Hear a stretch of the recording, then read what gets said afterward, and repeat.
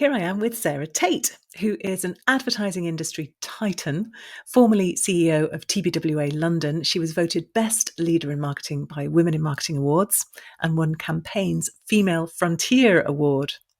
She's an accredited executive coach and brand consultant. She is the co-host of the Rebuilders podcast, and she's the co-author with Anna Vogt of The Rebuilders, Going from Setback to Comeback in Business and Beyond. So welcome to the show, Sara. It's great to have you here. Oh, it's such a pleasure to be on. Thank you for having me. It's great to see you. It's always a bit nerve-wracking when you have a fellow podcaster on because you always think they're going to be criticising your podcast technique. I always learn some tips and tricks off other people, so don't worry. I'll be scribbling down little notes that I can use on my own. That's so well. There's always a first time for everything. You might get nothing today, but we'll see. But let's talk about rebuilding because it's such a lovely way of framing. There's a whole kind of area of publishing around failing, isn't there? How I learned to fail and all that kind of stuff. But it's a great reframe. So just tell me where that concept came from. So in a nutshell, the concept is, a failure happens. That's lovely. What happens after that? And so it's focused a little bit more on the gap between a setback and a comeback, because there's a period of time in between. We call it a rebuild. It might be a recovery. It might be a transition. There's lots of different terms for it, but we use the term rebuilding. And we also don't necessarily believe that we should all be obsessed with failures. There's a lot of things written about. We have to learn from failure, and we have to, pick over the parts of what happened to find the secret of how we should move forward. And actually, in our book, we kind of go, I don't necessarily believe that. And I'll give an example later on. Sometimes failures are just things that happen. Sometimes shit literally goes down and there really isn't anything to learn from it. And in fact, the worst thing that you can do is spend time poring over what happened. So we don't fetishize failure, but we do acknowledge that setbacks are everywhere all the time, big ones, small ones. You can't really go through life without facing lots of them in different guises. And we were really interested in understanding what helps people get up and move on after them. And so that's where the concept came from initially, born of a few things that Anna and I had experienced personally and professionally. Well, and that's the phrase, isn't it? Personally and professionally, because that's one of the things I love about the book and about the podcast, about you generally.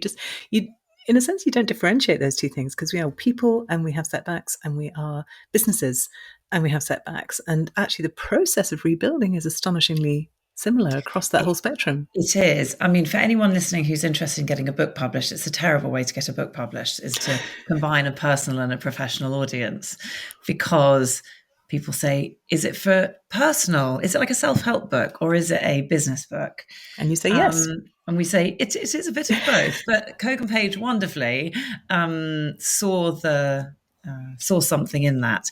And we were really clear we didn't want to differentiate the two, in part because sometimes reading books just about business case studies are a bit dull, let's be honest. And we didn't really want to do a podcast just asking people about their failed businesses.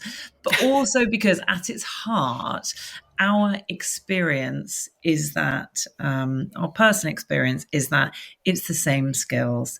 It's the same tools you draw upon. It's the same wells of resilience that you learn to fill and learn to find.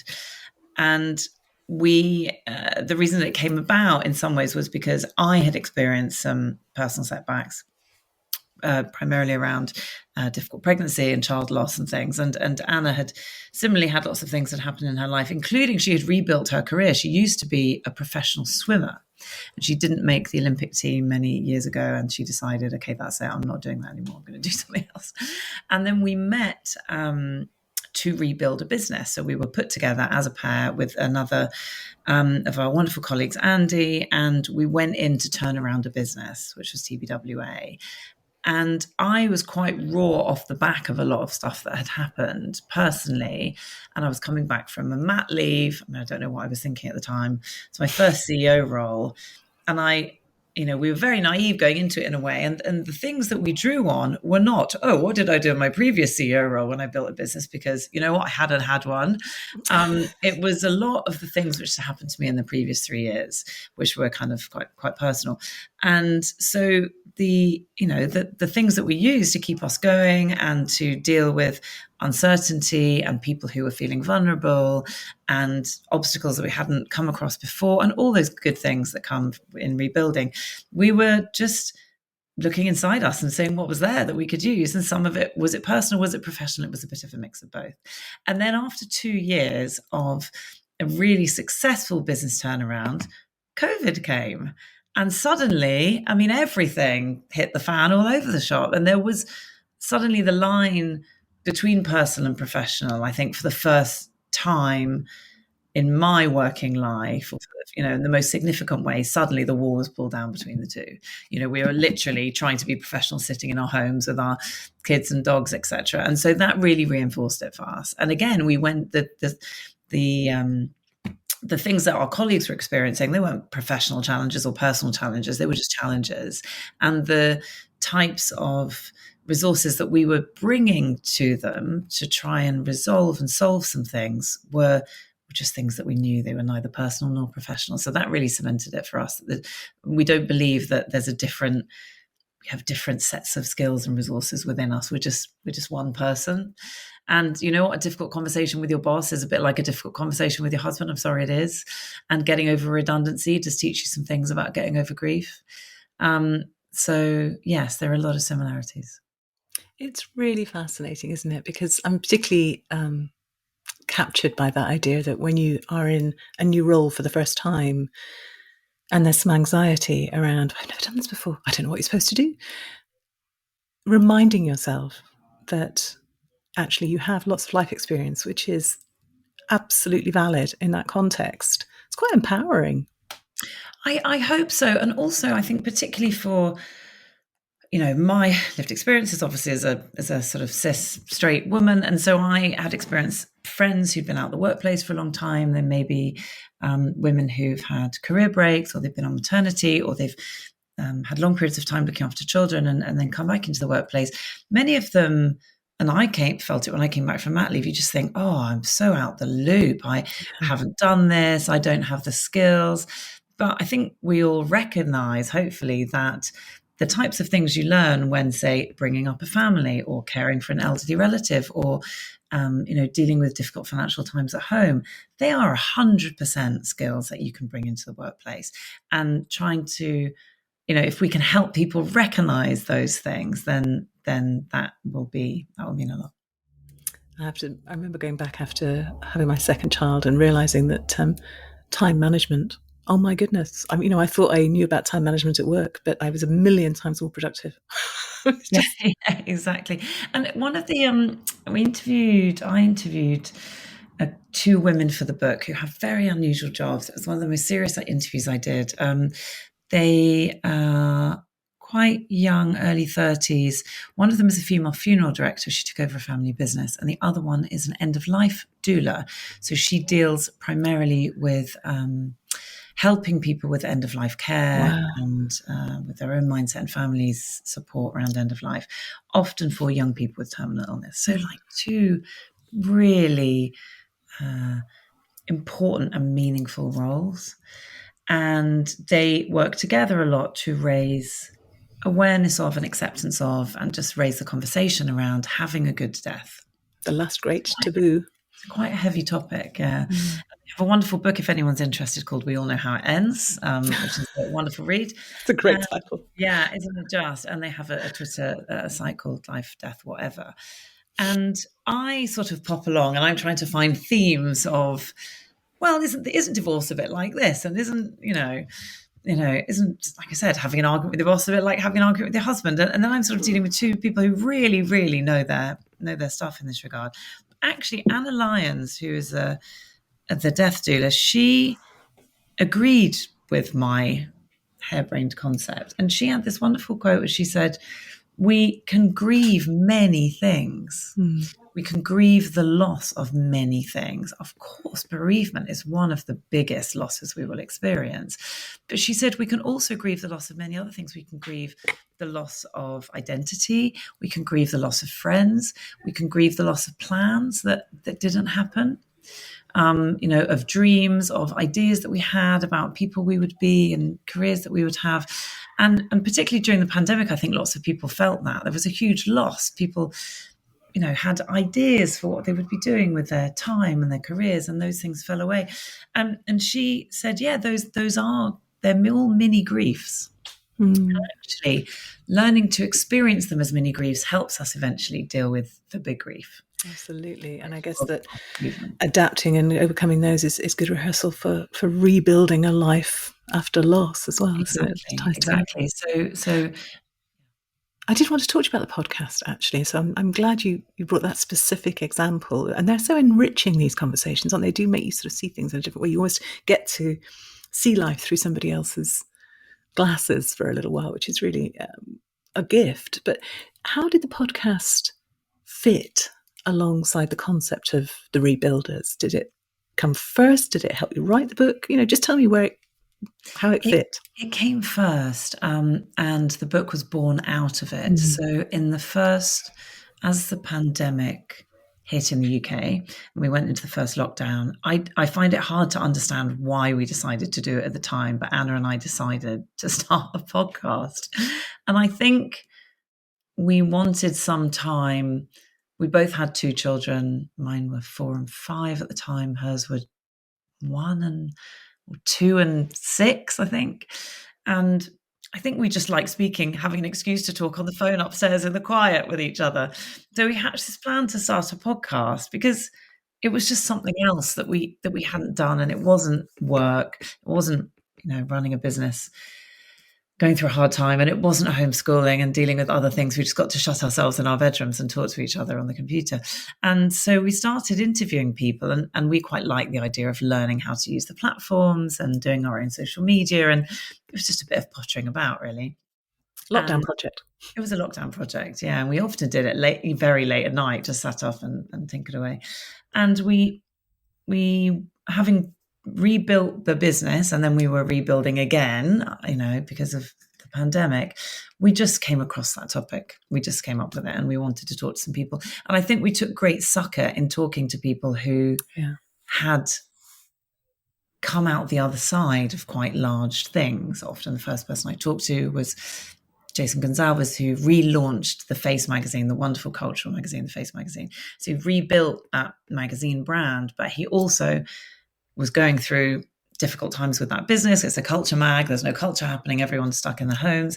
And he also was very candid, talking about pretty much nothing fazed this guy because he got divorced very young, and he learned so much from that. And so we did a couple of interviews, and they were just real balm for our souls, I think, in terms of just talking to people. And came away thinking, come on, we can do this, And so we just then did more and more. So we did 10 interviews to begin with, and we released one a week, I think. And then we finished that series, and then people said, what are you going to do with it? And we were like, I don't know. And then Anna came up with the idea of writing a book because we had these wonderful stories, and we're both strategists. I was a strategist originally, so is she. So enormously interested in understanding people and trends and people, how people behave and cultural trends. And so like good strategists, we then went back and did another however many interviews. And so the concept was born out of the podcast. And that actually gave us our first few chapters, I think. We started to notice commonalities between what on the surface looked like very different things, very different stories. Overcoming alcoholism, going to jail, recovering from Charlie Webster, the BBC sports reporter, had suffered child abuse as a child, and then later in life had a brain injury. And it was only after that, and that period of forced rest after her brain injury, that she dealt with it. Everything came back to hit her. And so there were very different stories on the surface, but the themes that came out had a lot in common. And we thought, you know what, we want to package these up and talk to some more people and flesh them out a bit more. And I want to dive into the themes and I want to dive into the writing. So I'm a bit conflicted at the moment and I'm going to try and be greedy and do both. But just tell us what most startled you in terms of or what surprised you most in terms of the themes that came out, those commonalities that you identified. So I go with what sticks with me most. And when people talk to me, and I've done a few talks, always for me the same chapters come up in a way. Interestingly, for Anna, the things that come up for Anna are often focused around pace and recovery time. And I think because she's a former athlete, and the things that come up for me are the ability to deal with uncertainty and to deal with not knowing what's coming. I probably gravitate towards them because I hate that. I hate not knowing what's coming. But this concept... This is a difficult time for you, right? Yeah. We live in an uncertain world. Yeah. So this idea of there being a gap between... We thought there was a setback and then people, off you go, you're rebuilding. And of course, that's not the case. We realize there's this gap, a transition point. And the grieving. The grieving, exactly as we talked to so Anna Lyons, or we talked to a lady who is called Charlotte Friedman, who is a divorce counsellor, but was a divorce barrister. And divorce barristers just deal with the end. But she moved to be a counsellor because after the end, what next? What happens? A huge period of not knowing. And that came up a lot. The idea that people who make it out the other side somehow get used to long periods of deep uncertainty. So not knowing, it's okay to not know. And not only do they realize that it's okay to not know, often, I say they become okay with it. Everyone's obviously quite conflicted, but they make some peace with it, is they actually start to see that period of time as the period of time where the solution emerges. And that was then borne out by lots of research that we did. So there's lots of work by a guy called William Bridges, who wrote a book called Transitions. He was a psychotherapist. And this concept of a messy middle period where there's an ending and before there's a beginning, there's a whole lot of who knows what. And not only can you not skip over it, but it's actually really important to go through it to get to the beginning. It's very hard for our storytelling brains, isn't it? Because we like beginnings and ends, and the messy middle is hard for us to process. We're desperately trying to make sense of it. It's also very hard for business brains because as a communication strategist, I was always taught, where are we now? Where do we want to go? And how do we get there? It's the basic premise of strategy. But it becomes a little bit more, where are we now? Somewhere we didn't really plan to be. Where do we want to go? I don't know, but I don't want to be here. How do we get there? I don't know. Let's muddle along. And of course, that's the opposite of what feels like strategy. But you're right. We live in difficult times. I mean, we live in what in business terms we'd call a VUCA climate, volatile, uncertain, complex, and ambiguous. 4 words which make any good business person feel a little bit sick. We do. That is the environment that we live in from a macroeconomic perspective, down to how most people are experiencing it day to day. So that was a big theme, this ability to sort of sit with uncertainty. Yeah, it's so interesting. Find a way through. Brilliant. Thank you. Really, really interesting. And it makes me realize as well, actually, that the reality of what you're talking about, because we as a business community, perhaps we focus so much on starting up, but actually for most of us, most of the time, it's not starting from scratch. It's about starting where you are and either rebuilding or building something different out of the rubble. Yeah, that's right. And I think that was the other reason we locked onto this initially was, we are in a fast-moving industry, communications, which is obsessed with new technology and startups, and everything's fresh and shiny. We do kind of fetishize new things generally in society. But the truth is, when we went into TBWA, it wasn't a new business, and it's more complex for that if you're looking at a business which it had not been its best for a long period of time. And we just sort of thought, how often does anyone really start with a blank sheet of paper? certainly not at my age, you don't, you start Yeah. from where you are. How often do you really go, right, that's it, I'm walking away, I'm going off to get a pint of milk and I'm never coming back. How often do we think about it? How often do we do it? Yeah. No, we don't. And often we want to make the effort to rebuild something that we love and we've invested in, be it a business or a relationship, whatever it might be. And that is both more complex and more interesting, we felt. Yeah, wonderful. And now I am going to ask you about the writing, because I remember talking to you at a book launch. It was Diana Marsden, Julie Nerney, Own Your Day. And you were talking about writing the book. And then you made a particular face, which I have seen before, but it wasn't Probably making it now. It wasn't a face of sort of, yes, I'm writing a book. It was a face of, I'm writing a book sort of face. And I laughed because it was funny, but because I recognised it. Tell us about the journey. So let's start with bits I liked. Let's start with the positive bits. I love the freedom of diving into a topic, whichever direction I want to take it in, and having run a business of 250 people and having worked to service clients and be connected to so many other things, just being really selfish and going, I want to interview this person and dive into this and go down all the rabbit holes was a wonderful, wonderful gift. And I love to talk to people. You said at the start, to interview people and see things through their eyes is an amazing gift. And I love that. So I still do the podcast. I'm still interviewing new people, even though the book is done, because I adore it. However, I don't like writing because I'm dyslexic. And that there became a sort of a bit of a meta narrative, because my dyslexia became a case study in the book in the end. It's all material, isn't it? Because as I was going through, as I said at the start, I'm not a great believer in that all failures have learnings in them and everything's a silver lining, because I just think it's rubbish. And I feel like, and I also don't think all setbacks are failures. Some are just stuff that happens.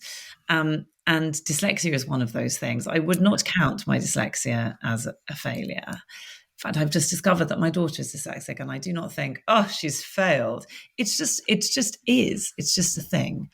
However, the way I experienced my dyslexia diagnosis was comedically and not comedically. I got into Oxford University and to do English. It's not reading and writing in English. And in the first term, I wrote an essay on failure. I kid you not, on failure in Conrad or something. And I spelt failure with 2 I's or maybe 1 I. I still don't know how it's spelled. And anyway, I handed it in and I spelled it wrong like a zillion times. But she just looked at me and said, I think you might be dyslexic. I was like, I think you find there's a mistake, because I'm at university studying English. And so what happened was I started failing at my degree very badly, and I struggled very badly. And so I processed what was an event, a setback, as a personal failure. I thought, I'm useless, I'm bad at this, I'm failing at this, I'll fail as an adult, I will struggle with this, and I do what we often do with failures, which is we mark them up as an important learning. And the learning I took was, I failed, I can't do this. And actually, that's not the learning at all.